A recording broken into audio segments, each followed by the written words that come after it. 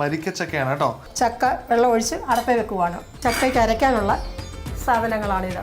കറിവേപ്പില, പച്ചമുളക്, വെളുത്തുള്ളി, ജീരകം, മഞ്ഞപ്പൊടി, കുരുമുളക് പൊടി, പിന്നെ തേങ്ങായി. അപ്പൊ ഇനി നമുക്ക് ചക്കയ്ക്ക് ആവി വന്നു നോക്കാം. ഇനി ഇത് അരപ്പ് ചേർക്കാം. ഇനി നമുക്ക് ഈ അരപ്പ് ശകലം ഒന്ന് വേകണം. ഒരു ശകലം പച്ച വെളിച്ചെണ്ണ ഇടുന്നു. പച്ച വെളിച്ചെണ്ണ ഒഴിക്കാം. നമുക്കിത് ഗ്യാസ് ഒന്ന് ഓഫാക്കി വെക്കാം. ഫ്ലെയിം ഓഫ് ആക്കാം അല്ലേ? അപ്പൊ നമ്മുടെ ചക്ക ആയിട്ടുണ്ട്. ഉണ്ട്. ഓക്കെ. കുറച്ച് മാങ്ങ, ഒരു 4 പച്ചമുളക് വേണോ? വേണം. നമുക്കൊരു 10 ചുവന്നുള്ളിയോളം വേണം. പിന്നെ തേങ്ങ, പിന്നെ ഉപ്പ് കുറച്ച് മതി. അപ്പം ഇത് നമുക്ക് അരച്ചുകൊണ്ട് വരാം. അരച്ചുകൊണ്ട് വന്ന ചമ്മന്തിയായി.